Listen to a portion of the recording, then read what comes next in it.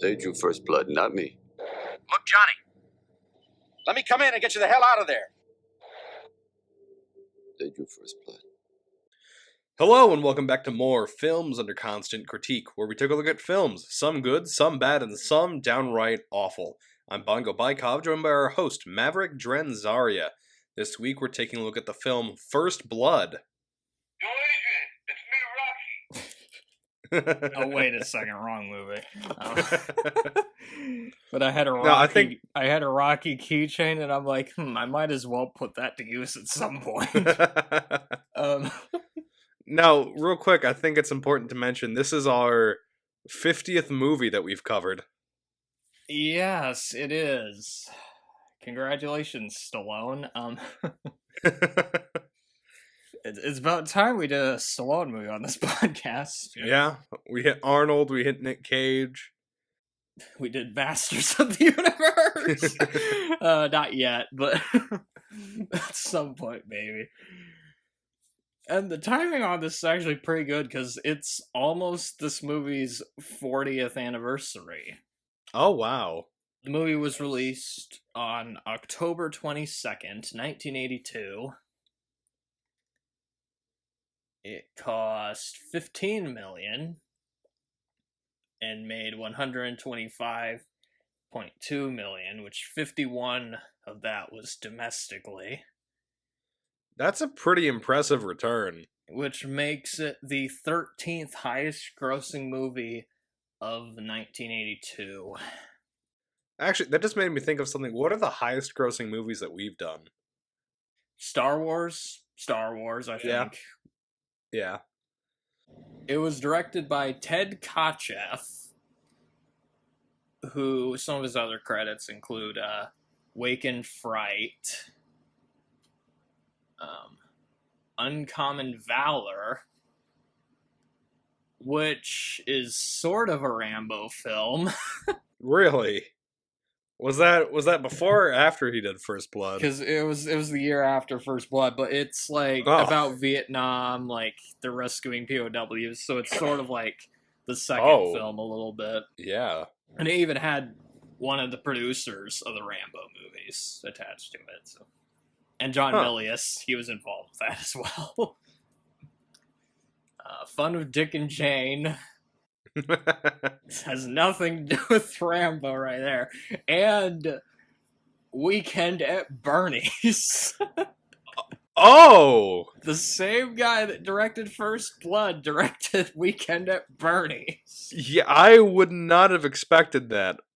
So he's got an interesting resume right there. Yeah, pretty varied. And Stallone, he not only starred in the film, he was a writer on the script, one of the co-writers. And Sylvester Stallone, he obviously plays John Rambo.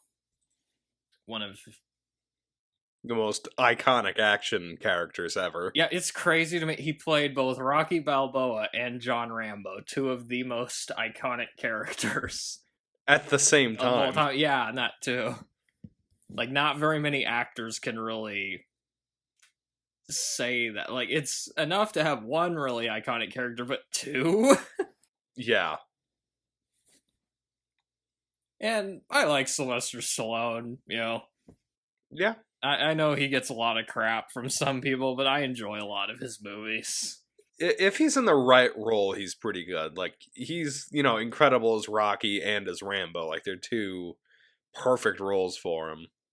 I actually have a Rocky poster on my wall. Believe it or not. It's like right... Actually... and on the other side, on the other wall right across from it is my Taxi Driver poster. Both up for Best Picture the same year. I'm also wearing my Rocky shirt, too. If you can't tell, I really like his movies. Also in the cast, you have Richard Crenna as Colonel Trotman, who, aside from Stallone, he's like the only actor to appear in multiple movies of this series. This isn't really one of those movie series where there's like a huge People stick supporting cast around. that comes around. Yeah, like the Rocky movies, for example. Yeah. And what's interesting, he has played both Ross Perot and Ronald Reagan. Huh. A very varied actor. Yeah, and what's funny is the TV miniseries he was in as Ross Perot, I think it was called, like, On the Wings of Eagles. It was based on a real-life story that sounds like it could have been a Rambo movie. Because they had to, like, go into, like, Iran and rescue a few Americans that are in prison there, but yeah. And it actually fucking happened in real life, too, which is insane. I might have to look into that. Oh, Brian Dennehy, he's in this. Yep. As the sheriff. Very rare villainous role for him. Like, something I just realized is most of the other movies I've seen him in, he's not really played villains. Huh.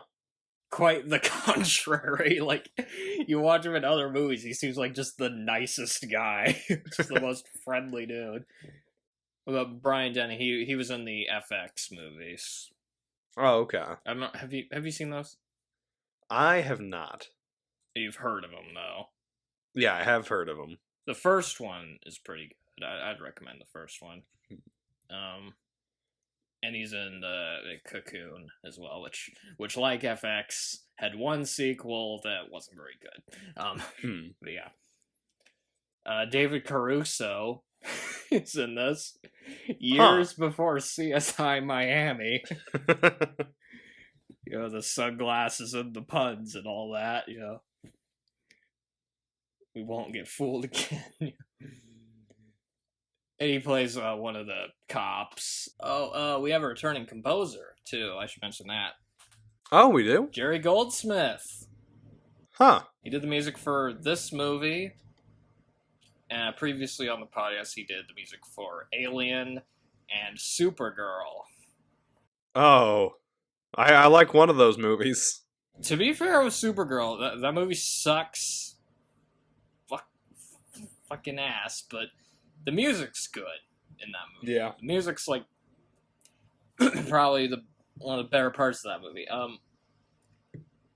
And he also does the music for the next two Rambo movies, so we'll be hearing a lot of his work. And if you ask me, his scores for these movies are some of his best work. It is a pretty good score. The score for this movie, I think, is excellent. And on top of that, we also have like Con Air, this also features an original song. Oh, I forgot about that. Doesn't it play over the credits? It plays over the end credits, yeah. It's a Long Road by Dan Hill, who also did the song Sometimes When We Touch. So, interesting choice for a really depressing action movie, right? Yeah. But we can get to our initial thoughts. If I don't know if you want to start or... Yeah. So, this is a movie that I actually really like. Yeah, I do too. I've seen it a few times before, and I have this certain belief about this movie that not only does it not need a sequel, but every sequel that there is kind of diminishes this movie a little bit. Just because of the message and how everything's portrayed in this. I can understand that, yeah. It very much feels like a standalone movie. Yeah. I'll be totally honest though. I love this series. I love the Rambo movies. You know, they get pretty ridiculous as they go. Because like I think the best way I can kind of describe how I feel is you have this movie, which is a pretty serious story. It touches a little bit on police brutality. The main character is a Vietnam vet with PTSD. And then the second movie, you have him using explosive arrows on guys. Yeah. It's just such a huge contrast between this first movie and the rest of them. It is, yeah, but the thing is, most people, the Rambo that I'd heard about was the one you get in, like, the second film, which is he's just killing Viet Cong and stuff, you know, in the jungle, running around with no shirt, you know, so it's very weird watching the first movie when it's not that at all. You know, it's just it.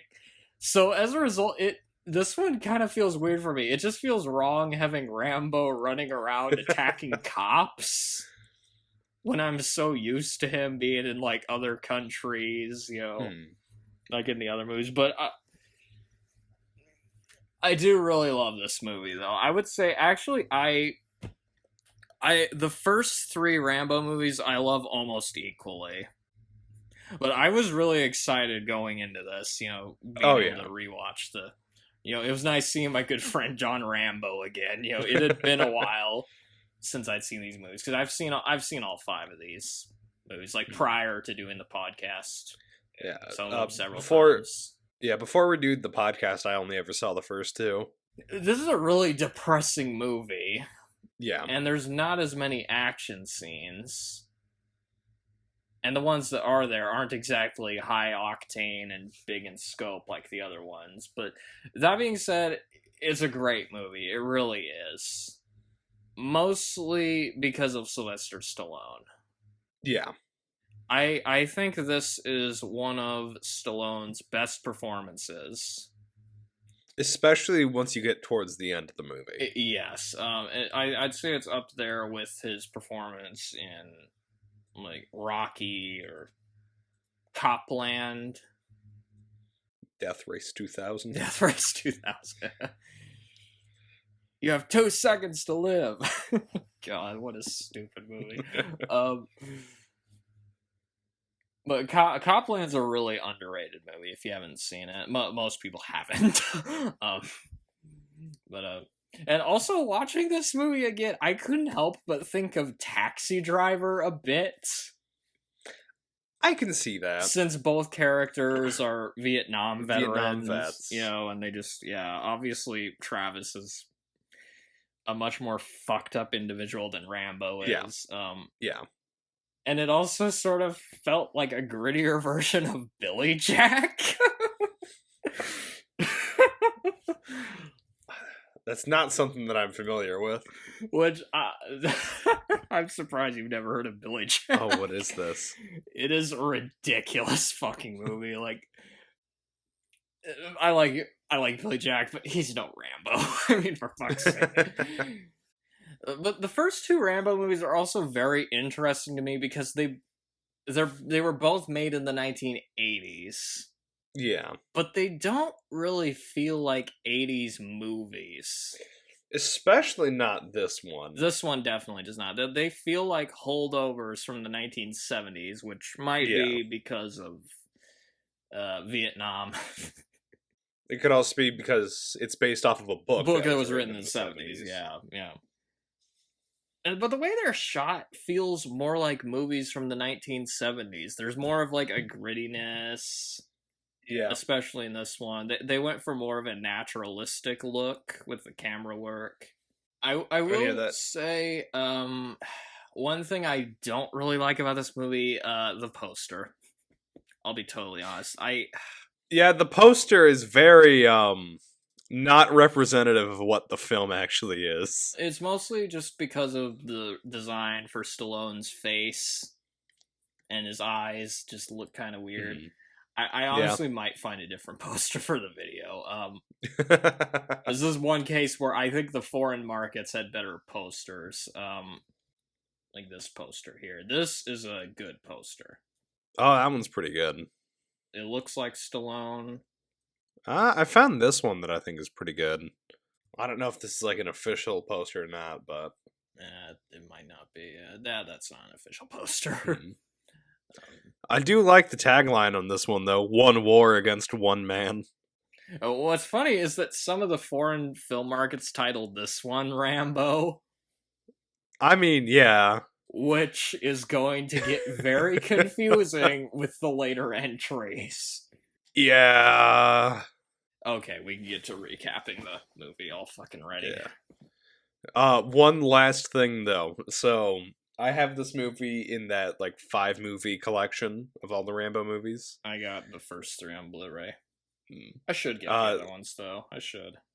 So, there were 2 trailers before this movie. So, neither of them fit. this movie's tone at all. So one of them was called The Descent. It was a movie from 2005. Oh my god, I've seen that. I've actually, so have I. I saw that movie before. That's a really creepy movie. They're all like just down in tunnels and so yeah. Yeah, and I'll just say real quick about that movie. I loved the first part when they're like going through the cave. It's all creepy and atmospheric. But once they introduce the fucking goblins, I'm like, this is stupid. The monsters in that were kind of goofy looking, if I remember right. The other trailer was for a 2006 movie called Crank. And it looks like one of the worst movies ever, just based off of the trailer. Crank? Wait, is that the Jason Statham movie? Yes it is. I don't know if I've ever seen that one in full. The trailer looks weird. I might have seen the trailer. I remember seeing the trailer for the second one, and the trailer for the second one looked insane. Yeah. But the movie starts with very beautiful music score. Yep, set in the scenic Washington mountains. Very sad and haunting score, and Rambo's just walking, and it's weird watching this, like, and also just seeing he's really happy at the beginning of the movie. He is. He's happy because basically he's on his way to go see one of his old war buddies from the Vietnam War. Delmar, I think was his name. Yeah, Delmar. And we get a very sad scene. He finds out that he died of Agent Orange when he got back. Which means he is all alone. He's the last surviving member of his group. And his day does not get any better from here. No, it does not. Because he starts walking, and he gets spotted by Sheriff Teasel. And Teasel just immediately does not like him. Yeah, he kind of sees that Rambo's not dressed the nicest. He's got, messy hair. He's kind of dirty. He basically just thinks he's like a vagrant, Yep. He was probably listening to King of the Road right before driving by. But he picks him up. He says he's going to drive him to where he needs to go. And then he's just saying he doesn't want more guys like him coming into town. And he wants to keep the town boring. Yeah. Because that's his job, is to keep the town boring. Well, that's not going to last long. He tries driving Rambo out of town, but he, puts him at this, bridge. But then Rambo tries walking back, and Teasel immediately arrests him for vagrancy. So Teasel then proceeds to take Rambo into the police station, where they're trying to process him in, and he's not really cooperating with the police. Yeah, they take away his hunting knife. They're trying to force him to put, his fingerprints down on the paper. And he won't, yeah. They, harass him with a fire hose. Yeah, they're trying to get him... They say they're trying to get him cleaned before his court date, but... And that's not a small fire hose either. That's like a fucking fire truck fire hose. Yeah. And they're just hitting him with clubs, and just...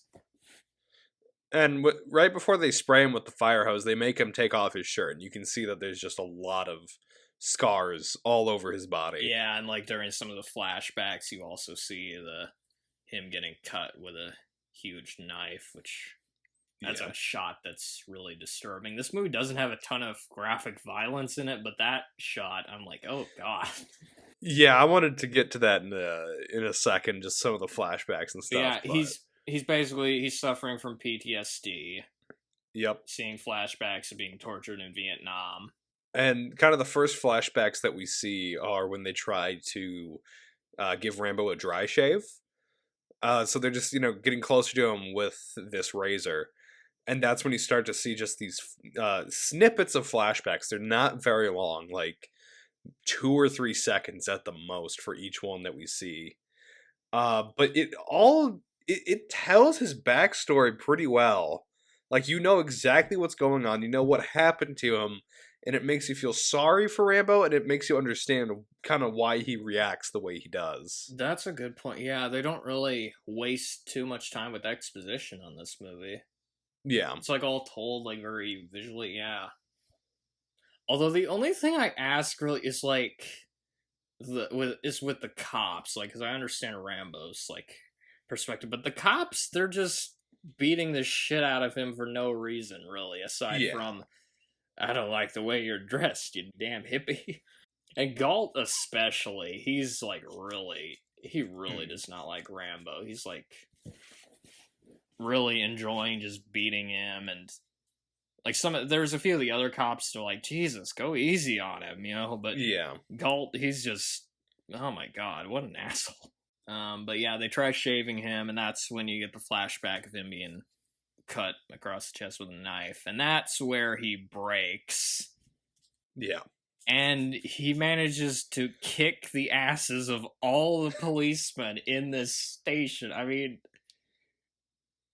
at this point, you would think the cops would go, you know what, maybe we shouldn't fuck with this guy. Yeah, maybe we should take him a bit more seriously instead of hosing him down. I'll get into this more later, but that is one very minor problem I have with this movie, which is that the cops don't really have a chance against Rambo in this movie. Yeah, like none whatsoever. But which obviously gets more absurd in some of the later ones, but yeah, but so he beats them all up, then he gets away on a motorcycle.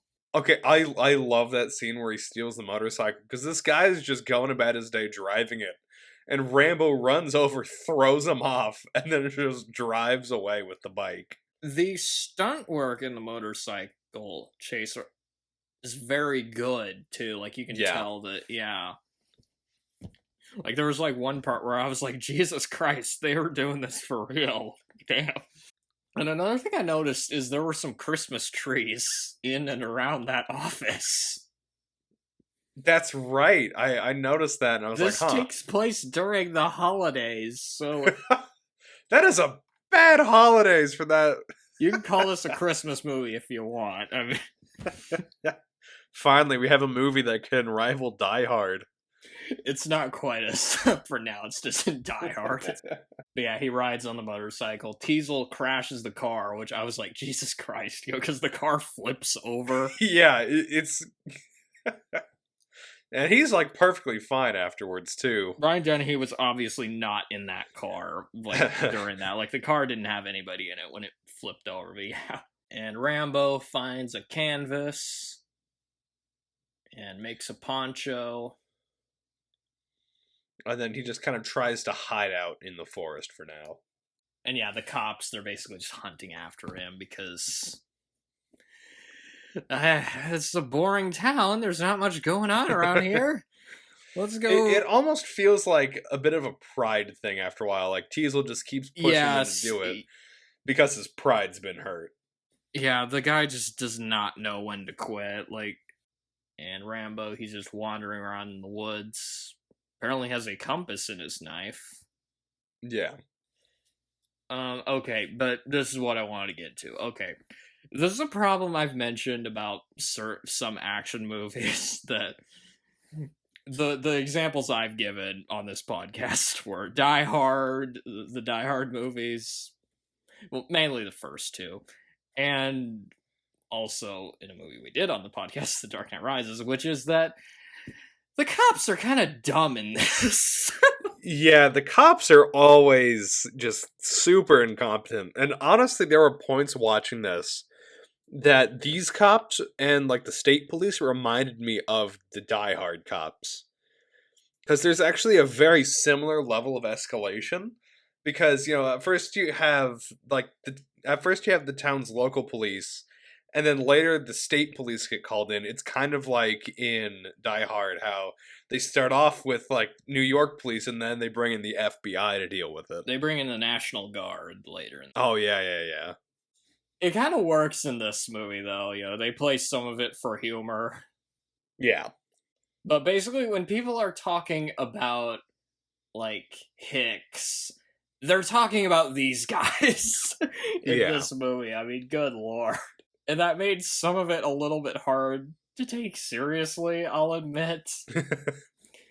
Like some of the stuff with the cop, like the stuff where they're beating up Rambo, I'm like, oh my fucking... Yeah, it's a lot of the early movie stuff where that kind of happens. As the movie goes on, those problems seem to be mitigated somewhat. That's because Rambo's just wandering around in the woods, and, you know... Yeah.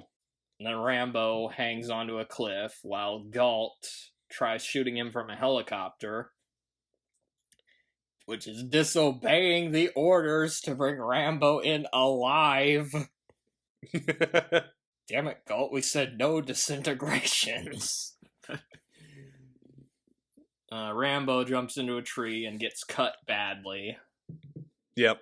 Which that was a stunt that injured Stallone. Oh, really? Yeah, he like broke some ribs because of that on the tree branch.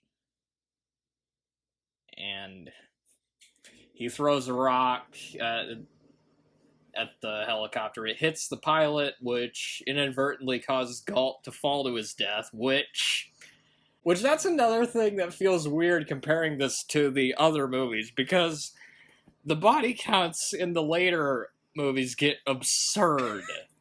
And in this one, there's... He kills one guy, yeah, on accident with a fucking rock. It technically wasn't even his fault. It was the pilot's fault because the helicopter... because the pilot lost control. And because Galt wasn't wearing a seatbelt. What an idiot. And then the cops, the rest of them, they basically surrounded Rambo. And so Rambo ends up... They didn't see what happened, so they think they basically think he killed him on purpose. And he tries turning himself in, saying it wasn't his fault. They shoot at him anyway. Yeah.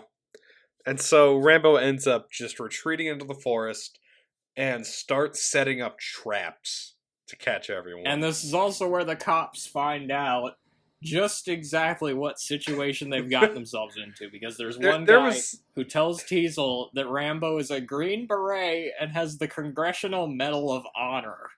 But there was one line David Caruso's character says, like, when they find out who Rambo is, he, like, says, I knew there was something about that guy. Which, again, reminds me of something one of the cops in Die Hard would have said. Anyway. And they suggest having state police handle it, but Teasel, he's just so angry.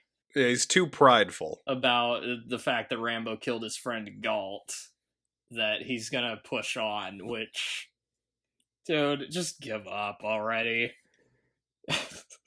Yeah. There's so many points in this movie where he could have given up. And he just doesn't, and he keeps trying to push Rambo even further. It gets worse. It gets just... Oh my gosh. But yeah, you get Rambo, he sharpens a stick with his knife, to make like a spear, basically. And the cops, they're chasing after him. They send some Dobermans, which... This is one thing that kind of pisses me off. Rambo kills dogs in this. Yeah, he does. He kills 2 or 3. Which I get it. They're dangerous dogs. They're hunting after. Yeah, it is technically self-defense. But yeah, I'm sorry. I don't like animals getting killed in movies. At least they didn't actually die, like, while they were filming. Yeah. That would have really pissed me off if that were the case. And they also find out that Rambo has a gun. Because he's firing, like, a gun at them while they're trying to hunt him. And we get another line from one of the cops where he says, we ain't hunting him, he's hunting us. Hunting us. I mean, yeah, that's what the movie turns into. It's basically Rambo stalking and trapping them in the woods. It almost becomes like a slasher film with, like, no body count. Kind of, yeah. There were a few traps in this that do remind me of stuff from, like, Friday the 13th. Like, so I think, in my opinion, like the sleeping bag kill in part 7 kind of reminds me of something being this. So, in my opinion, the worst trap that he sets in this movie is the swinging spike trap that just goes right to the front of the guy's legs. Like, that one hurts to watch. It almost gets him in, like, the groin, too. Like, Jesus Christ. But I do love that interesting contrast of him using war tactics in a foresight. Like, he's still in Vietnam, even though he's back from the war. Like, he's still, like, you know, setting stuff up, you know, trying to trap people. Yeah. Again, don't fuck with a Vietnam veteran. Jesus Christ. Especially Rambo. Don't fuck with Rambo. Yeah. Haven't you seen the other... Well, the other movies haven't come out yet. But yeah, it's some pretty great stuff. It also sort of reminds me of the Ewoks in Return of the Jedi. Who were based a bit on the Viet Cong, if I remember right. Yeah. Rambo's the ultimate Ewok.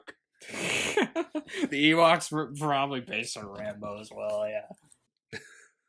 We get one of the most memorable scenes from the movie where he holds a knife to Teasel's neck.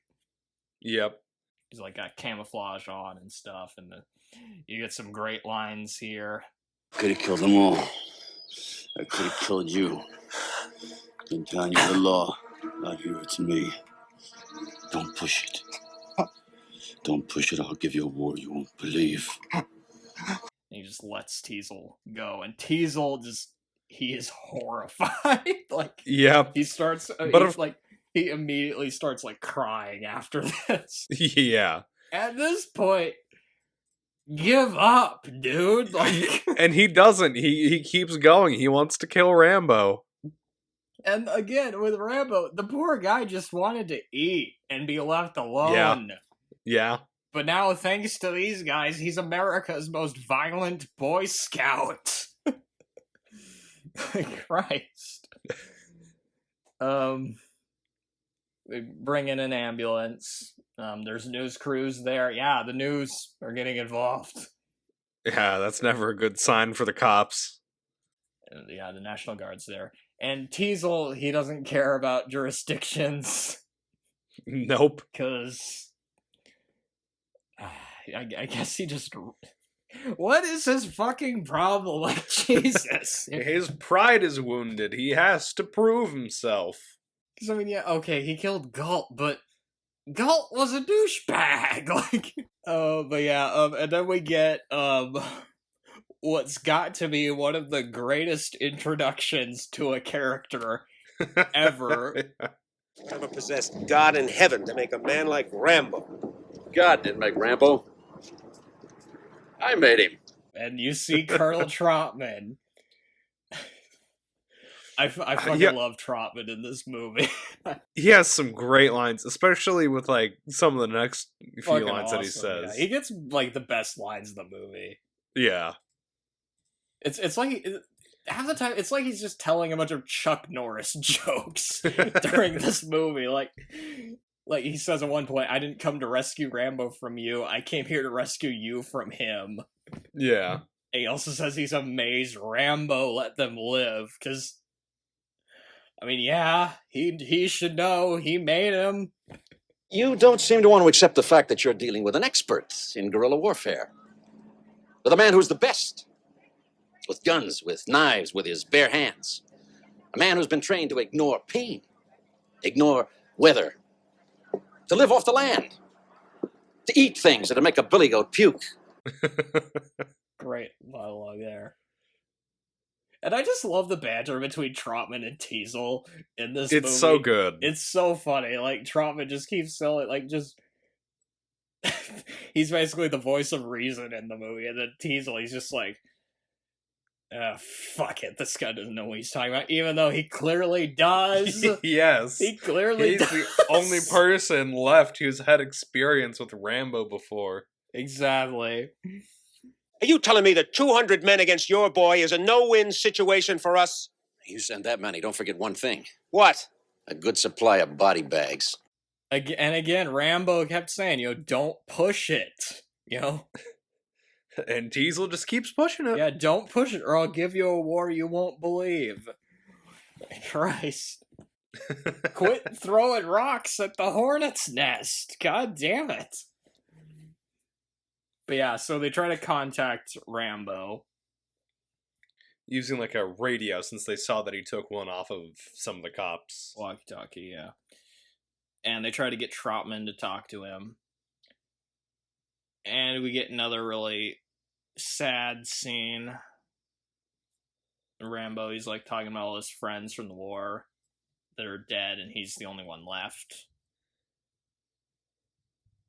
And not only that, he's been fucking treated like shit. Like, this is what he gets for, coming back, just... Yeah, surviving a Vietnam POW camp. And Vietnam was not a good war. Like, Jesus. No, it was not. One of the worst. We also get kind of a fucked up line when Trotman says he doesn't want Rambo killing any friendly civilians. And Rambo says there aren't any friendly civilians. Yeah.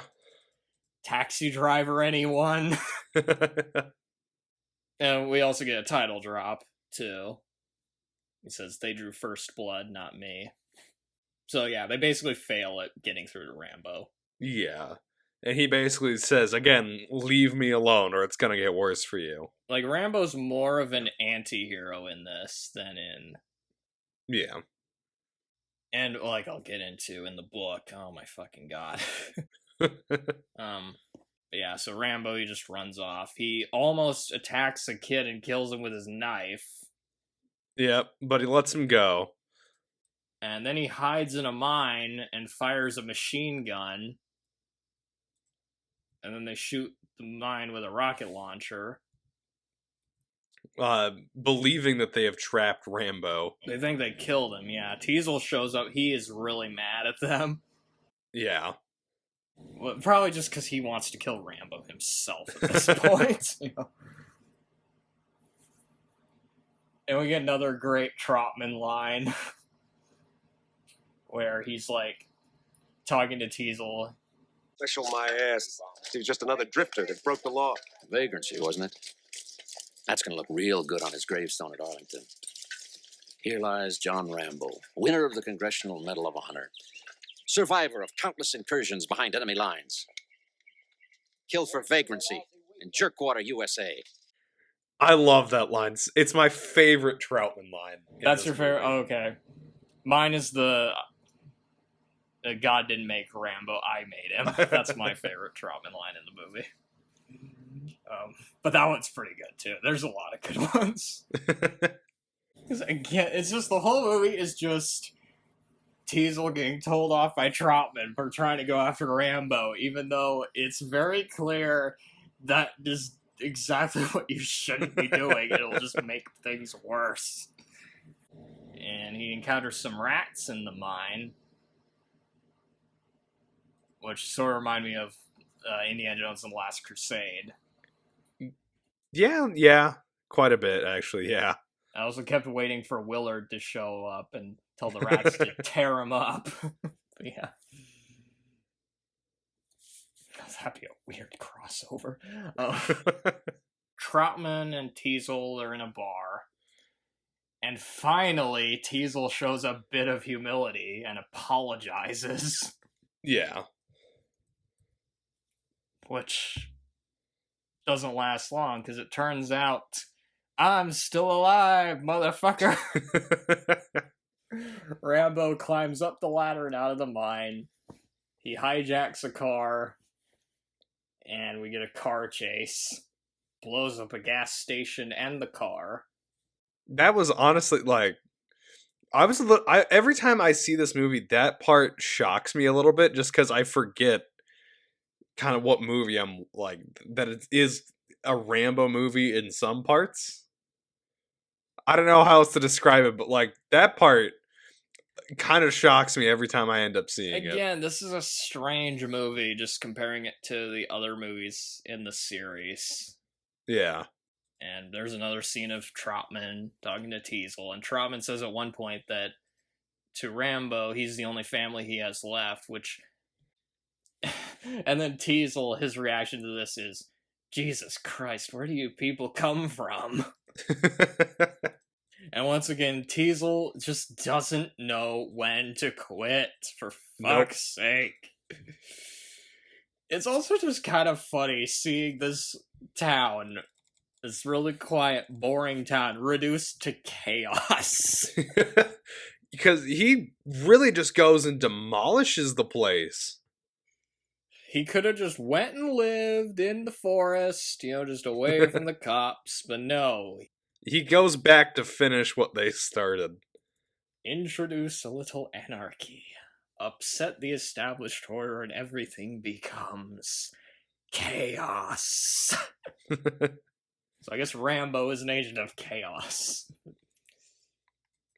And Rambo goes to get more ammunition Yep. from a sporting goods store, which he blows up. He blows up a sporting goods store. He's just shooting up a bunch of buildings. This whole sequence I honestly love, because we have Teasel on the roof with a rifle, basically trying to watch for Rambo and catch him going through the streets, while Rambo is sneaking around, taking out all sorts of lights and causing commotions in different parts to get him kind of freaked out.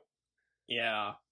And it's just so, like, it shows you that Rambo is like that kind of Green Beret, that he knows what he's doing. I just love that sequence. It's probably my favorite sequence in the film. Oh, really? Huh. Yeah. It's him bringing the Vietnam War back to America. Yeah. Which again is a very interesting idea, Because again, you are right that this really could have been a standalone film. Yeah. Probably wouldn't be as famous, though. It wouldn't, but it almost feels a bit more respectful to the character and kind of the message of this movie. Yeah. And Rambo, he goes into the police station. He shoots Teasel, who falls through the skylight. Oh, you also see have a Coke and a smile billboard. Oh, yeah. It's not the only Coke product placement in the Rambo series either. There's another one in a later movie. And Trotman, he basically shows up and tells Rambo to stop, because, again, he's basically the only one at this point who might have a chance of getting through to him. And we get some great lines here. It's over, Johnny. It's over! Nothing is over! Nothing! You just don't turn it off! It wasn't my war! You asked me, I didn't ask you! And I did what I had to do to win, but somebody wouldn't let us win! You get a long monologue where he's just talking about how he was horribly treated when he got back from Vietnam, Yeah. And he couldn't adjust to a civilian life. He couldn't even hold a job. And it ends up kind of morphing into the story about one of his buddies from back in Vietnam. Yeah, it is one of the saddest scenes. I don't cry a whole lot during like movies and stuff, but this part did kind of get me. Like, it's really sad because you're basically watching him break down finally from all of this stress and everything that's been accumulating ever since Vietnam. Which, that's another thing. Not very many action movies end with the main hero crying his eyes out. Yeah. Which is very interesting. And yeah, he's giving a monologue, basically talking about how he saw his friend blown up right in his face. Stallone's performance here is just heartbreaking. It is. Like, he gets criticized a lot as an actor, but for like this scene, oh my god. You wonder what he could have done with like more dramatic roles. If he'd been offered more during his career, because it is sad. Yeah. My friend, it's all over me. It's got blood and everything. I'm trying to hold them together. I put them together. Fucking insides keep coming out. And nobody would help. Nobody helped me say, I want to go home. I want to go home. He keeps calling my name. I want to go home, Johnny. I want to drive my Chevy. I said, well, what? I can't find your fucking legs. I can't find your legs. His like voice is like breaking at some points. You feel that despair. It feels very genuine. It does, yeah. And Trotman, he basically just takes Rambo out to meet the police. He gets arrested, and We get Teasel did survive. He's in a hospital stretcher. And then it's a long road plays, which feels a little odd. I do like the song, though. I'll admit it. It's a good song, but man, does it feel weird. It is a little bit cheesy, but when you actually listen to the lyrics, though, it does fit the character of Rambo.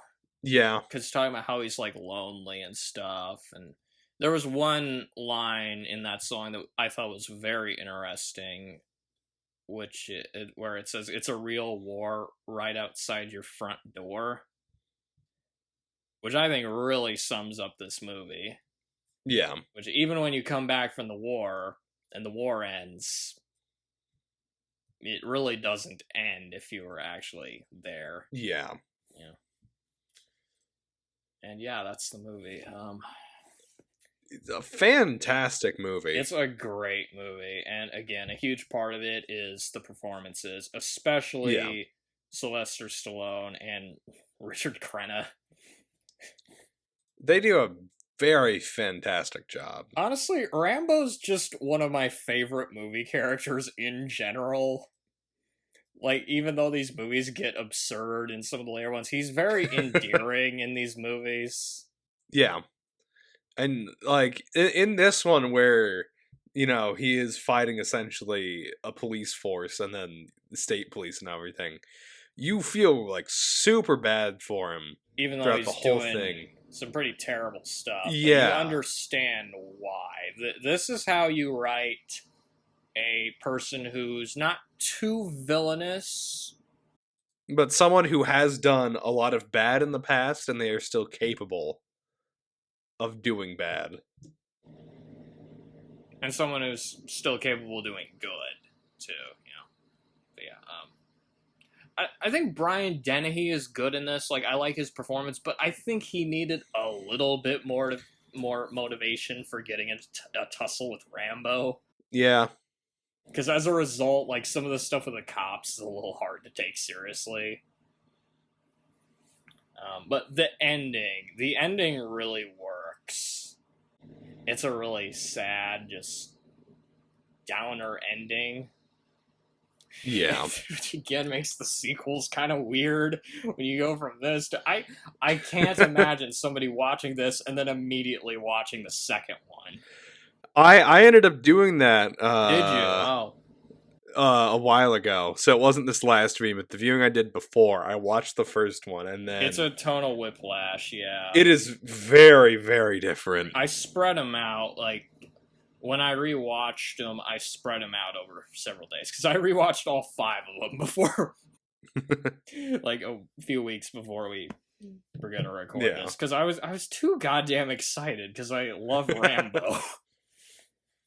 Like, it's Rambo himself that makes this movie what it is for me. Yeah. He's a very interesting character.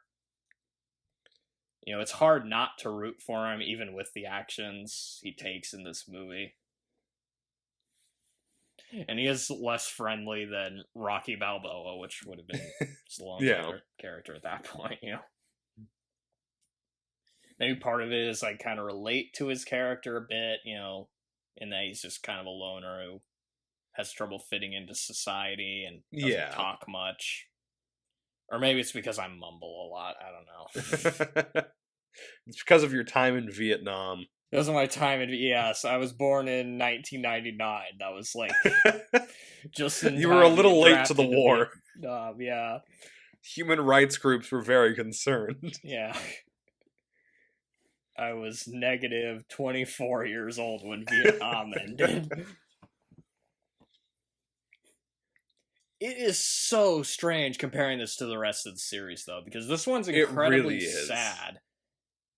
There are sad parts in some of the other ones, but it doesn't, like, the tone of... Yeah.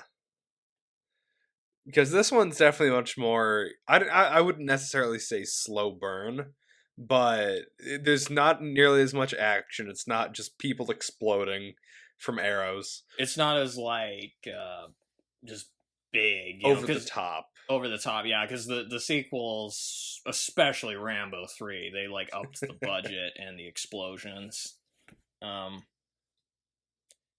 Whereas this one, it's very low key. The setting is very it's just a normal town, in a forest. It's not really like it's not a jungle or a desert or it's very much a place you could easily go to in the U.S. It's just small town. As Troutman said, it's Jerkwater, USA. Jerkwater, USA. Is there's no way that's an actual town. There's no way. It'd be funny if there was, but anyway. I'm looking. Oh my god. But throughout this whole movie, I just felt bad for Rambo. Whether it's that scene at the beginning or obviously the ending where he's crying. Yeah. I mean, it's not as depressing as, say, Born on the 4th of July, which is another Vietnam War movie about a guy who comes back and really does not adjust well.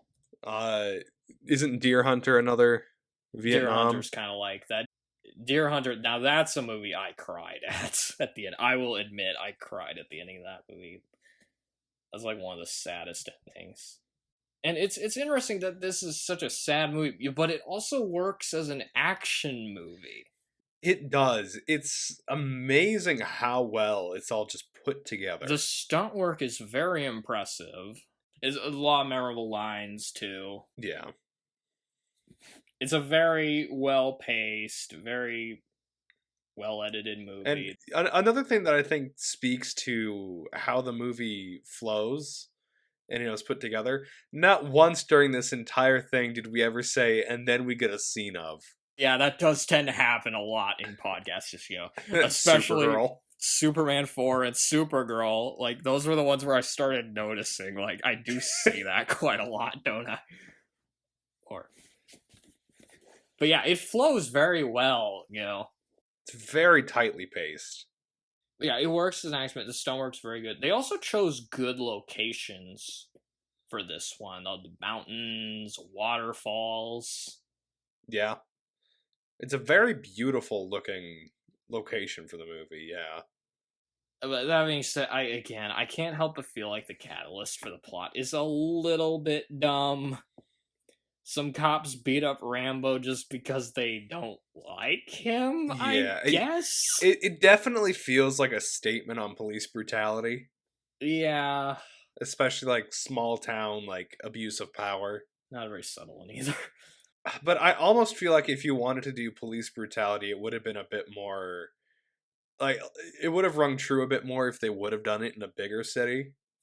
Yeah, it's just a small town, yeah. Yeah. That just made me think of Don't Stop Believin' My Journey, but anyway.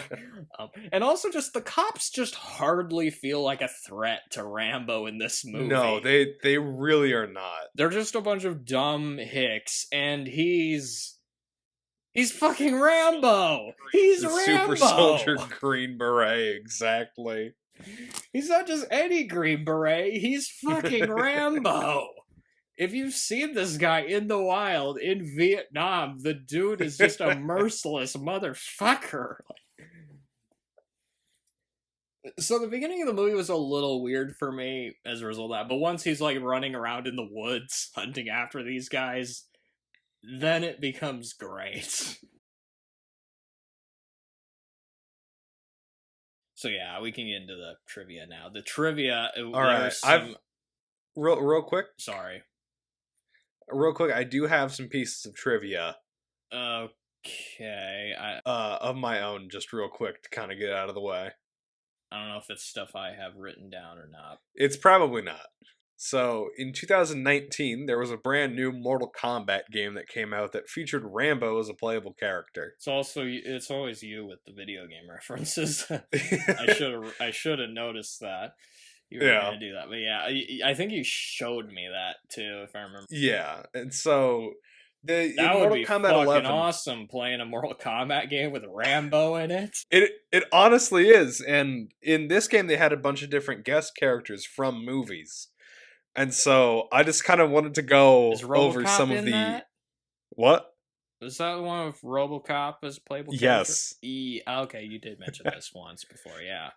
And so I just want to go through some of these interactions real quick because I find them fun. RoboCop. So if you play a game where both players play as Rambo, you get this. So the first Rambo says, "You from Bowie too?" The second one responds, "No, I'm from Philly." Implying that the second Rambo... Rocky, yeah. Yeah. That's pretty good, yeah. So then we have, if you have RoboCop go against Rambo, one of the lines that you can get is, "John Rambo, come with me." And then Rambo says, "What's my crime? Vagrancy?" And RoboCop responds, "Unlawfully resisting arrest." Yep, that sounds like a RoboCop, yep. Then... Dead or alive, you are coming with me. then, Now, you know that... okay. I would love to see them do First Blood, but if one of the cops tracking Rambo is RoboCop.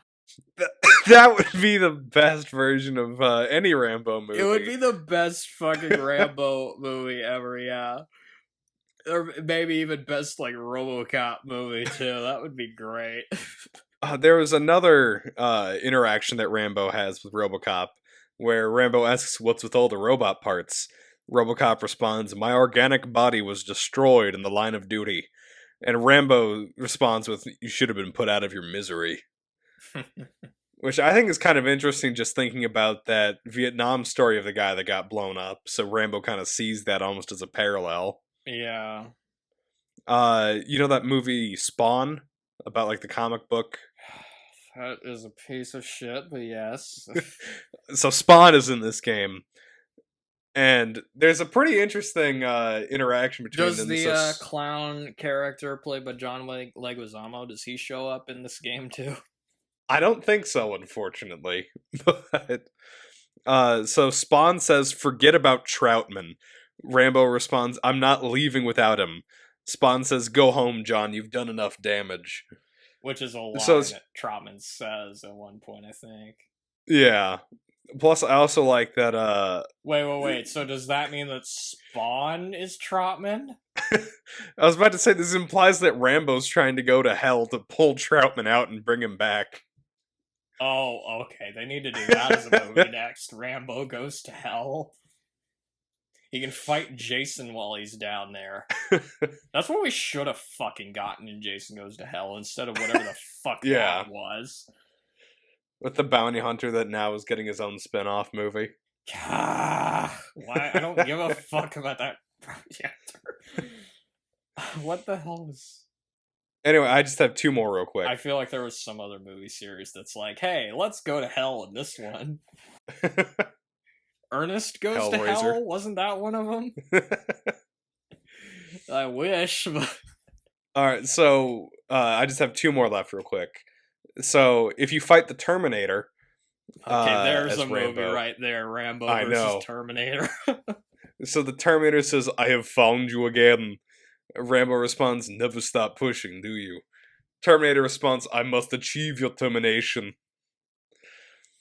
Then the one final one That's that I have is basically how that interaction would go. Yeah. Yeah. Then I feel the like final one... Rambo would actually be able to kill the Terminator if he, I think he'd figure a way out. Yeah. He'd just set up a bunch of traps and shit, Yeah. I love it if he, like, the exploding arrows, that'd probably get him.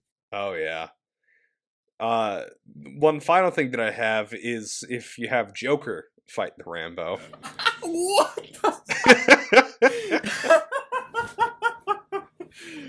the That is the most bizarre fucking...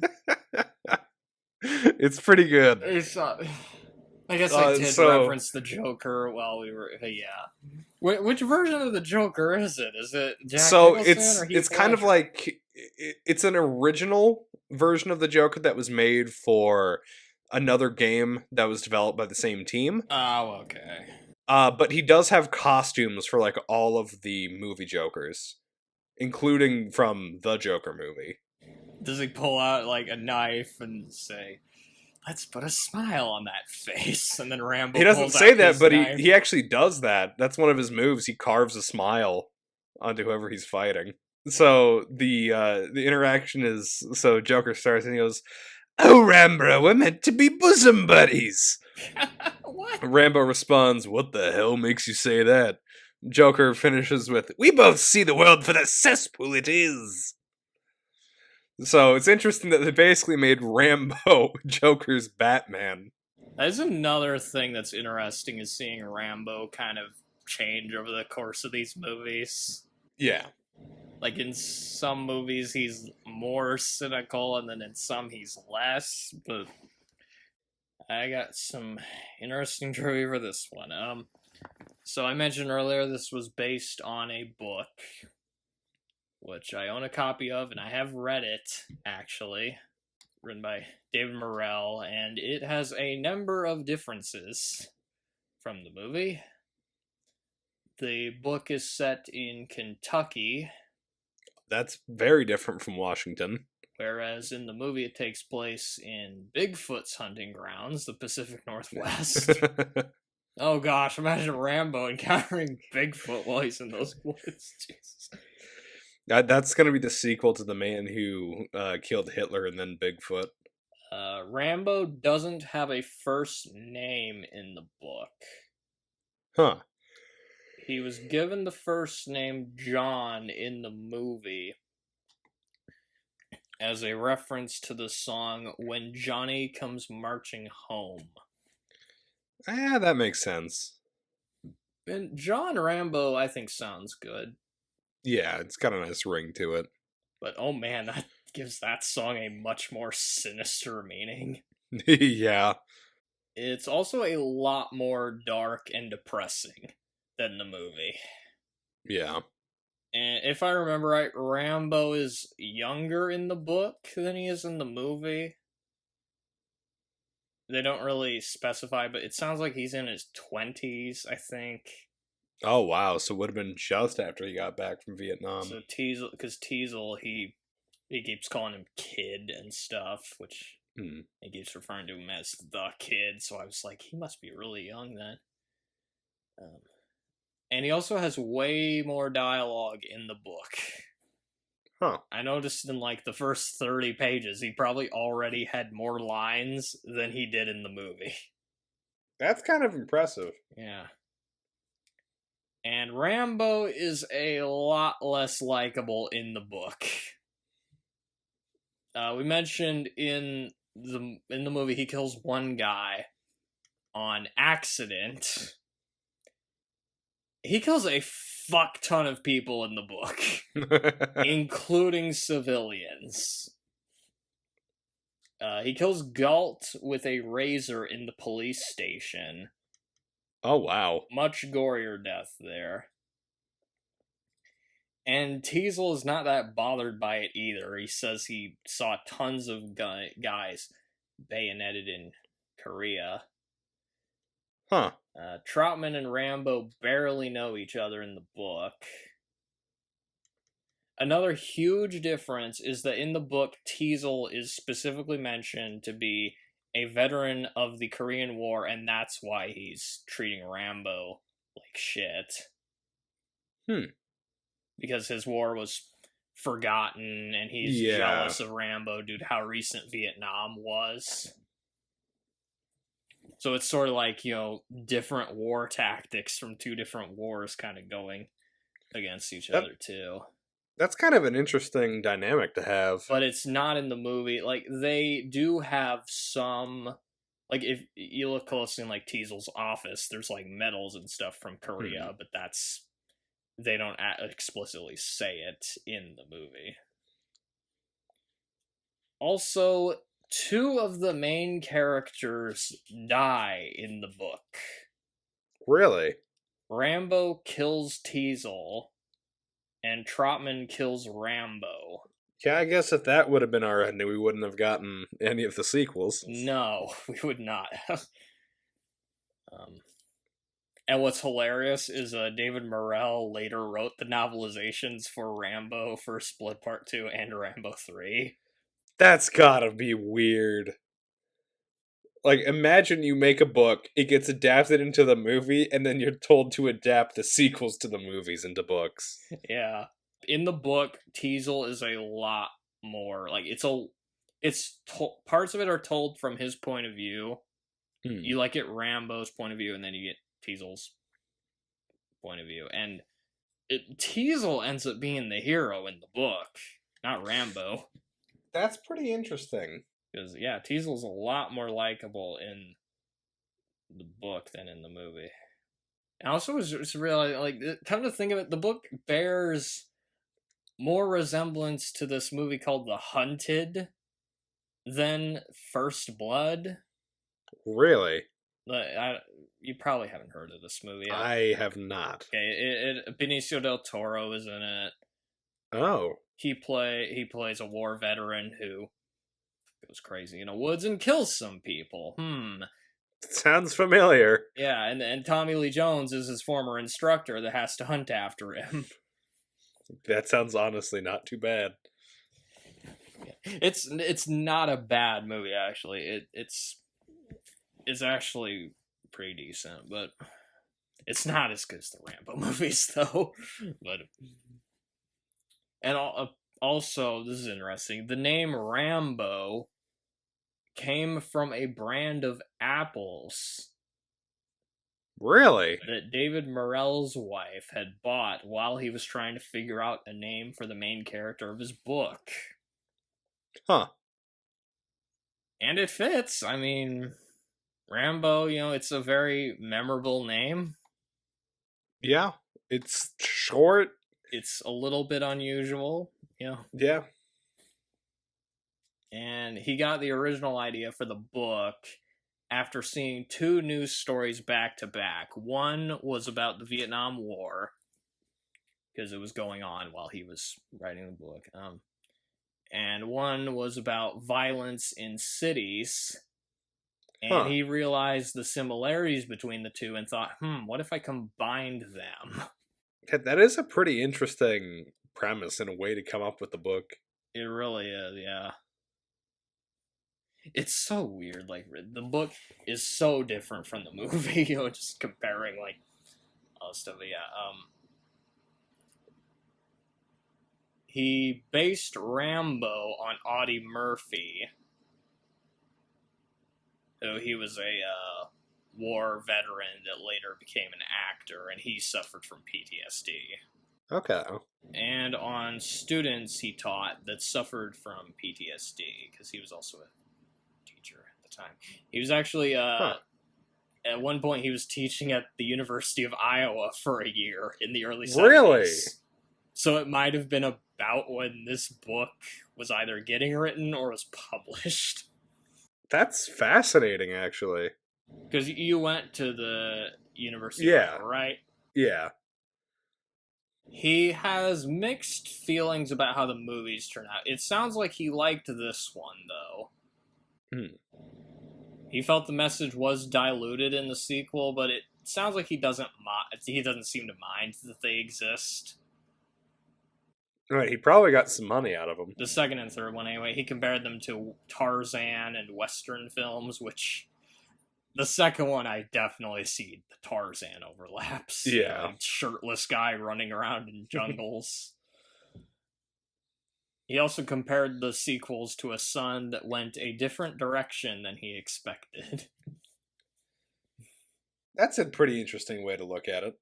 Oh, this is interesting. Stephen King used the book in his creative writing class when he was teaching at the University of Maine. Huh. So, yeah. But enough about the fucking book. Let's just talk about the damn movie. Nobody's gonna read the book anyway. It's an interesting book. I don't like it as much as the movie, but it's kind of just, you wonder what could have been, especially with when we get to the alternate casting choices. I'm a little afraid for that. But before that, some of the critical reception. Roger Ebert gave it 3 out of 4 stars. He praised the performances, particularly Stallone, Crenna, and Dennehy, which, yeah, that makes sense. They're the 3 central characters. Yeah. And the pacing. But he criticized the ending and thought the message was heavy-handed. I guess I can kind of see where he's coming from with that. I think that... I can see where he's coming from, but I personally like I the think ending. the ending's one of the best parts of the movie. Yeah. Like, the scene with him, like, crying, that's probably the best scene in the fucking movie. Yeah. He said, although almost all of First Blood is implausible, because it's Stallone on the screen, we'll buy it. I couldn't find Gene Siskel's review. I did find... Is it Leonard Maltin's review? Leonard Maltin, yeah. Try and guess what he gave it. I would like to say he gave it at least 3 stars, but I'm afraid that he gave it less. What's your guess? I'll say 2.5. Oh my fucking god, this one pisses me off. He gave it 1.5 out of 4 stars. What? 1.5. 1.5. And if that wasn't bad enough, this review is infuriating for me. For so many reasons, but... Okay, let me try and get through this. Throws all credibility to the winds about the time he gets off with only a bad cut after jumping from a mountain into some jagged rocks. That's his problem with the movie. That I'd like to mention also, that scene actually injured Stallone in real life. Yeah. So fuck you. I don't like his review. And I'm not finished. The next part's even worse. A QP doll to anyone who can understand more than 3 words of Sly's final monologue. I don't like his review. It's a bad review for so many reasons. It would literally be less stupid if he said First Blood, more like Worst Blood. Good lord, what an asshole. That's like one of Leonard Maltin's most just infuriating reviews for me. Like, just... Of all the Rambo movies to give 1.5 stars to, this was not the one I would have expected. This is also not the first movie to feature a character named Rambo. Really? There was a 1975 Italian movie called Syndicate Sadists. Oh, what? And the main character was named Rambo, which was a reference to the book First Blood, not because the movie wasn't out yet. Yeah. Although apparently the lead actor of that movie wanted to make a movie out of the book after reading it on a plane, but he couldn't get the rights to it. However, they did let him use the name Rambo in that That's movie. Something at least. This movie is not a war film, but rather a crime drama. But it would be funny to imagine it as being the first Rambo movie. I haven't seen it. I'll admit I haven't seen a frame of it, but I really want to just for that connection. Just for the character named Rambo. Yeah. Because we need Rambo, for fuck's sake. I love Rambo. Other actors considered to play Rambo. No. I'm afraid. Which I can see why they considered so many, because Rambo was the hardest role they had to cast in this movie. Yeah. It's not too hard to cast Trotman or Teasel. Some of the considerations, and I should point out, a lot of these were cast when they were trying to make it more dark, like the book. Because a lot of a huge part of why Stallone, like why Rambo's more sympathetic in the movie, is because Stallone did rewrites of it. Huh. But yeah, the cast, the considerations to play Rambo. Paul Newman. Uh, I don't know. yeah. The problem with Paul Newman is every movie I see him in, I'm like, he's just too nice of a guy to be playing. Whenever I see him trying to play like more of a villainous role, I'm always like, God damn it, he's Paul Newman. No matter who he plays, he's too likable and cool for me to hate him. You know, Yeah, I don't know if I see Doc Hudson as Rambo. Doc Hudson. Butch Cassidy. Or fuck. The Sting. Who's he playing the Sting? I'm trying to remember. Henry Gondorf. Yeah, I don't see. Yeah. But yeah, again, Paul Newman's great, but Rambo, I don't know. Oh, this is interesting. Al Pacino. Huh. And he turned it down because he wanted Rambo to be a fucking lunatic in this. So I guess he'd have just played Rambo as Tony Montana in that case. It would have been a very different movie, but it's kind of hard to judge since we don't know what the other movie would have really been like.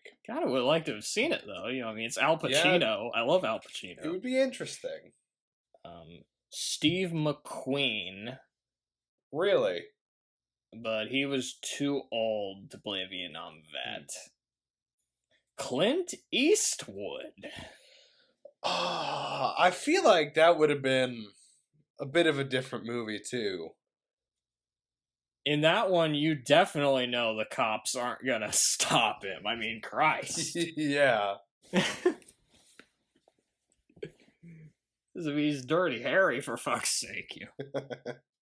He like holds a knife up to Teasel and says, "Go ahead, make my day." Robert De Niro. Okay. Which again, that would have been a much darker movie. Dark and serious version, yeah. Probably would have been like Taxi Driver. They call him on the walkie-talkie. He says, "You talking to me?" Yeah, but again, I kind of would have liked to have seen it, but it would have been an interesting version of the film. It just would have been a very different movie. Yeah. Oh God, imagine like Cape Fear Robert De Niro as Rambo. Jesus, that would be horrifying. That would be the version where Teasel is more likable than Rambo in that case. Oh, speaking of Robert De Niro and Cape Fear, Nick Nolte. Huh. They really just went through like every actor at the time, didn't they? So I guess Nick Nolte would have just been playing Bootstrap Bill in that case from Tropic Thunder. I'd watch that version. Tropic Thunder at some points does feel like a parody of the Rambo movies. Yeah. John Travolta.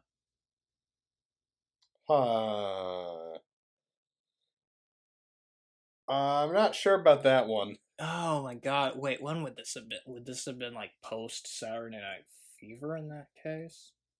I guess that would have made sense if they were trying to make Rambo younger. Yeah.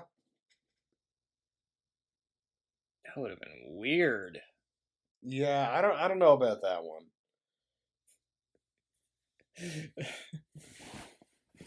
Yeah, ain't it cool? Ain't it cool? I feel like it would have been a little too silly if that. Yeah. Michael Douglas. That would have been interesting. Very young Michael Douglas, damn. Yeah. I feel like that would have turned out a lot like Falling Down. Falling Down, yeah, I was about to say. That's basically Falling Down. When you think about it, you know, just like... It really is. He's having a bad day and then he just takes it out on, like, the town and stuff. Rambo's at least more likable than, William Defense Foster. Defense Foster, yeah. Chuck Norris. Which... This is a few years before he basically did rip-off Rambo, the missing in action movies. Oh, yeah.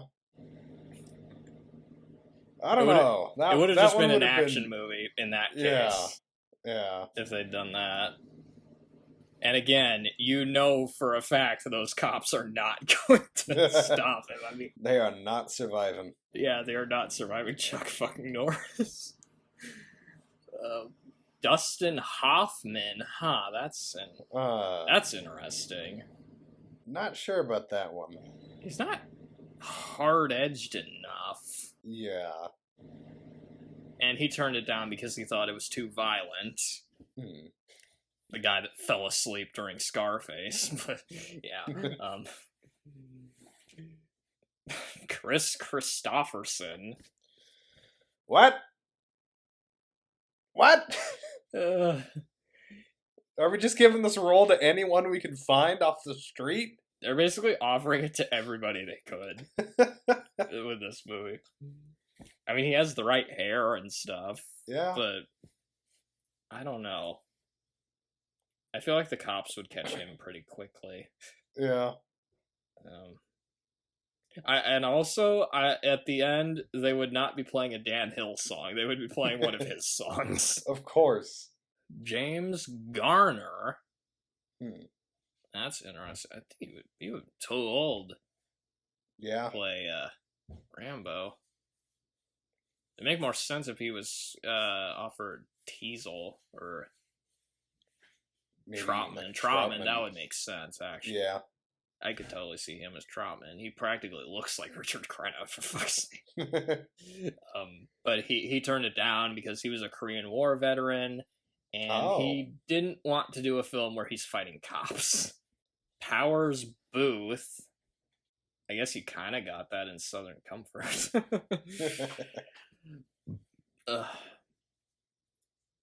Brad Davis almost got the role due to his performance in Midnight Express. Which that actually could have worked. Again, it would have been a much more serious movie, though. And again, it sounds like they're just offering the role to anybody. Let's see, who else? Is Groucho Marx still alive? Yeah, where's Harrison Ford? Why wasn't he considered? Harrison Ford, I guess Star Wars wasn't a huge hit yet. Eventually Stallone was cast. Which is the right choice. Stallone originally didn't want to do it, and said maybe he should get out of it by breaking his hand at Burt Reynolds' house. That's pretty good. I guess. He was worried about it because of how many actors and directors the script had gone through, and felt the project was kind of cursed. The original casting choice to play Trotman was Kirk Douglas. Okay. Which, yeah, I mean, you need an older guy that seems like he's been through the military. Yeah, Kirk Douglas seems fitting. Yeah. You know, Paths of Glory. I mean, you know, he fought in World War I, that one. But Douglas tried rewriting the script. Oh. Stallone wasn't happy about Douglas's idea to have Trotman and Rambo fight, hoping the end result would be Trotman driving off wearing a headband with Rambo strapped to the front of his car. What? I guess he just thought... I guess Kirk Douglas just thought he was going to be the hero in the movie, if anybody. I kind of want to see this version of the film now. This would have been so weird if they had gone with that casting choice of Michael Douglas as Rambo. Yeah. Because then there would have been the whole father-son kind of dynamic going on. And there actually were father and sons. Yeah. Stallone thought it sent the wrong message to Vietnam veterans, which, yeah. Definitely. And Douglas ended up quitting the film. Honestly, if Kirk Douglas was in this, I think Trotman would have been even crazier than Rambo in this movie. Years later, Douglas met Stallone again, and he still thought his ending would have been better. Why? But he also said that Sly would have been broke if he'd listened to him. Yeah, Yeah. right. There would be no Rambo sequels after that. Or if there would have been, they would have all been direct to DVD. Or the second film would have started off with Rambo in the hospital and he's waking up from a coma. Or they would have just made Troutman the main character. Or that, yeah. Troutman, First Blood Part 2. He gets mad at Teasel over what happened with Rambo and starts just massacring people, I guess. I don't know. Other actors considered to play Troutman include George C. Scott, which... yeah, that makes sense. Yeah. General Patton, or he played General Buck Turgidson in Doctor Strangelove. I mean, I could totally see that. He'll see everything. He'll see the big boar. Lee Marvin, obvious choice. I mean, the guy actually fought in wars and stuff. I mean, of course. Oh, yeah.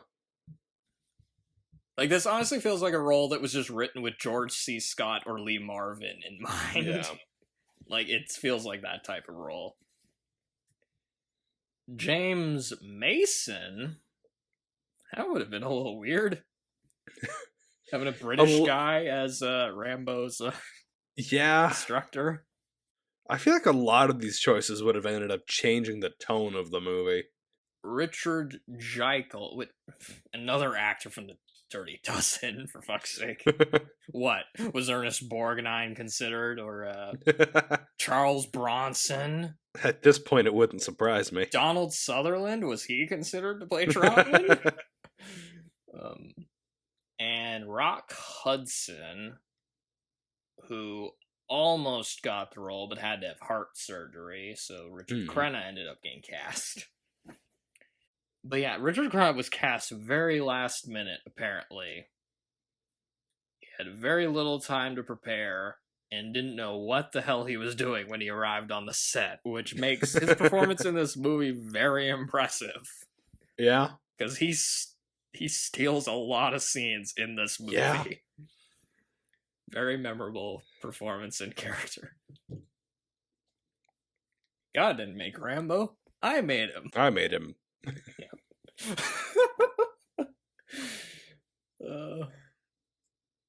Okay, actors considered to play Teasel. Burt Lancaster.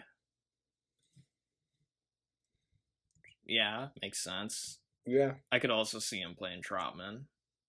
Yeah. Robert Mitchum. Gene Hackman. Oh. And he later was in a movie that was kind of a Rambo movie because he was in Uncommon Valor, but I guess he's the Colonel Troutman of that movie. Charles Durning. I feel like that would have made Teasel even sillier if that was the case. But, and Robert Duvall. Okay, that would have been perfect, actually. Yeah. I feel like Teasel is one of those characters that you could have changed a bit more and it wouldn't impact the story as much. Teasel and Troutman, like I mentioned earlier, it was Rambo that was the hard one to cast. Yeah. I mean, Teasel and Troutman, there's so many people that could have potentially played that, I can just imagine him yelling, Charlie don't surf, and just sending more guys after Rambo. And again, any of those would have worked, Yeah. But again, it's a testament to Brian Dennehy that he made the role his own. Even if he is a little bit goofy, Yeah. it works for the movie. What the fuck? Betty Davis was considered to play a psychiatrist. What? Who isn't even in the fucking movie? Yeah. Who's this character? That's a casting choice that would have been out of place in this movie. Yeah. She goes from doing All About Eve and Whatever Happened to Baby Jane to being in Rambo. Okay. That's interesting. Oh, other directors that were considered. Mike Nichols. I don't know if he would have added more satirical elements to it, like he did with The Graduate and Catch-22. Hmm. Oh gosh, Rambo and Catch-22, that would be... I don't know. Thinking of this movie with more comedic elements just feels wrong. There's enough comedy in it that it doesn't really, Yeah, but not like... It's not... It's kind of more subtle comedy. It's not... It's funny, but it's not like, It's not not the like main Catch-22. focus. I mean... Yeah.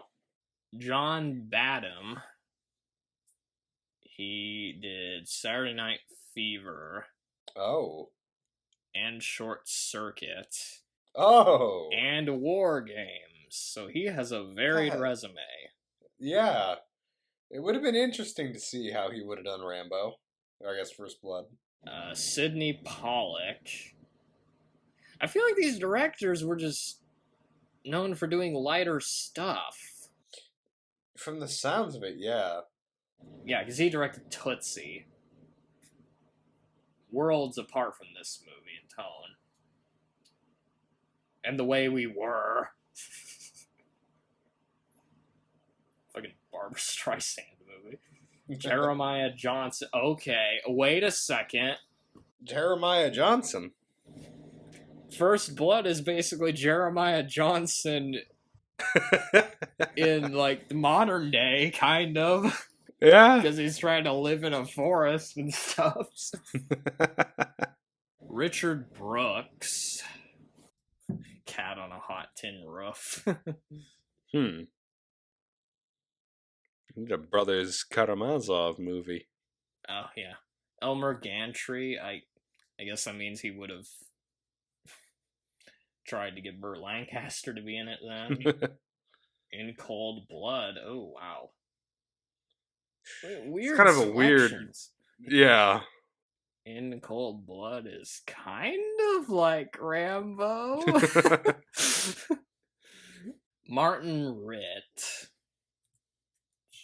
He directed HUD. And The Spy Who Came In From the Cold. John Frankenheimer, Which I guess with The Manchurian Candidate, he already did a movie about PTSD. Yeah. It's of those, fascinating. Okay, of those options, John Frankenheimer makes the most sense to me. It's fascinating that this movie ever actually got made, considering how many people they cycled through. Yeah. And then when they did make it, the first cut was very different from what ended up being the final cut. Because the original cut was 3 hours long. That's a bit much. For fuck's sake. And Stallone thought it was unwatchable. Stallone hated a lot of the dialogue he was given and wanted them to cut most of it out. Which was a good choice. I mean, I think Rambo works as like the strong silent type. It's impressive that this movie was 3 hours long because it feels like it's at the perfect length. It really does. What it is what now. The fuck would have been the other stuff then? Was it literally just 2 more hours of Rambo wandering around in the woods? You could just release that as a whole other movie if you wanted to. He even offered to buy up the rights to the movie so he could burn it, as he thought this movie would ruin his career. They edited it down to about 93 minutes, and Stallone said he gained a whole new respect for editors after seeing the final cut of it. Yeah. Unfortunately, most of this footage isn't out there. But there are a few deleted scenes, though. There's one deleted scene, which is on the Blu-ray, and it's of Rambo having a flashback where he meets a prostitute in a bar, And he has a porn stash in this flashback. Just to remind you, hey, 70s. And yes, they do have sex. And it flashes back to the present, and Rambo cries. Well, one of the things they changed, I don't know if you've heard about this, the ending. The ending of the original cut was very different. The movie originally ended with Rambo trying to convince Trotman to shoot him. And then Rambo just pulls the trigger himself, committing suicide. It's a much darker ending. But test audiences felt this ending was too sad, so they changed it. Yeah, I can see why. I feel like it wouldn't have fit the movie. It would have made more sense for the version where Rambo's, like, killing people left and right. Yeah, more like the book version. Another ending they'd considered but didn't film was one where Rambo ran outside the police station and was gunned down by the cops. And this movie also led to one of my favorite parody spin-off shows called Reading Rambo. My favorite. I don't know if I ever showed you this. I don't think I've seen. I think I've heard of it before, but Stallone isn't in it. Aw. But it is pretty funny. Oh, this is funny. Stallone went to a hospital to see how real his fake wound looked. The nurses freaked out, only for Stallone to just ask for some Tylenol. The nurses ended up saying he was the toughest man they'd ever met. Stallone referred to Rambo as a Frankenstein's monster that was created by America. Yeah, I can see that analogy. This is even emphasized by having Trotman's first name be Sam, a reference to like Uncle Sam. Yeah. Because these movies are a bit political. Only a little. Only a little, yeah. Stallone wanted a scene of him fighting huge animals in the woods. Of course he did. Like boars, deer, or mountain lions. Rangers on the set told him he wouldn't be able to take on animals that huge, and suggested jackrabbits, warning him that they might bite him. Which all that's making me think of is like that scene from Monty Python and the Holy Grail with the killer rabbit. That'd be a very different cut of Rambo as well. Yeah, it would. Stallone also feels that the character has been misrepresented as a pro-military, right-wing symbol for America's strength. Yeah, he's definitely not really a pro-military kind of character. It's more of a critique. Not in the first one, that's for sure. Yeah. Stallone considers this the best action film that he's done. I'd say that's valid. I can see that. Yeah, there are maybe there's ones I enjoy more, but objective level, yes, yeah, I would say this is okay. So, you're aware of Turkish Star Wars? Of course, I'm aware of Turkish Star Wars. Well, apparently there is a Turkish First Blood. Oh no. And it stars the actor from Turkish Star Wars, Cüneyt Arkın. Very famous guy, apparently, getting all sorts of big roles. And it follows about the same premise, but ramps up the violence. So it kind of tries to apply the sequels to the first one. And, okay, this is a bit interesting. He also fights bikers. Huh. Kind of like the first Billy Jack movie. And there's also zombies in it at one point because, okay, why not? That is so strange. The Turkish ripoffs are fucking weird, man. There's like one where like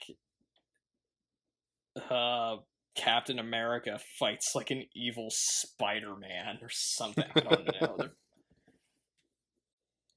Like Spider-Man's like assaulting and murdering people or something. It's fucking weird. I don't know. Many of the extras who appeared throughout the film were local townsfolk who were recently left unemployed when a nearby mill had ceased operations. And they were more than happy to have the cast and crew of the film there to provide them work opportunities. Well, that's nice of them. Huh. Doing some pretty good. humanitarianism on a Rambo movie. The only Rambo movie where he doesn't use a bow and arrow. Okay, that's a good point. That might be why it feels so different from the other ones. Yeah. Every other one, he's just, he's got bow and arrow. The story Rambo tells about his friend dying was an actual story told to Stallone by a Vietnam veteran. Wow. In 1985, this became the first Hollywood film released in China. Really? Probably because of like all the Communist Party banning. Yeah.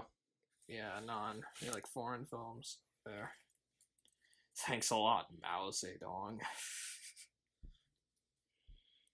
And speaking of communists, the next two Rambo movies. He fights endless communists. Forget political subtext. Let's just yeah.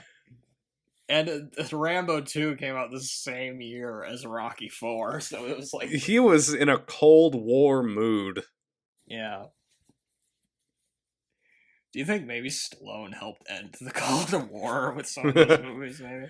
I mean, wasn't that basically the end of Rocky 4? Rocky 4 was, the Cold War ending. Yeah, he gives the speech at the end about how everyone can change, and then the Soviet Union dissolves. And you can change. Everybody can change. I love the idea that speech by Rocky just causes the Soviet Union to collapse. Yeah, so the next time we'll be doing a double feature, I guess, of... The first time in a while we've done that. Yeah, Rambo First Blood Part 2 and Rambo 3, and I feel like that's fitting, because both of these movies feel very much alike in a number of ways.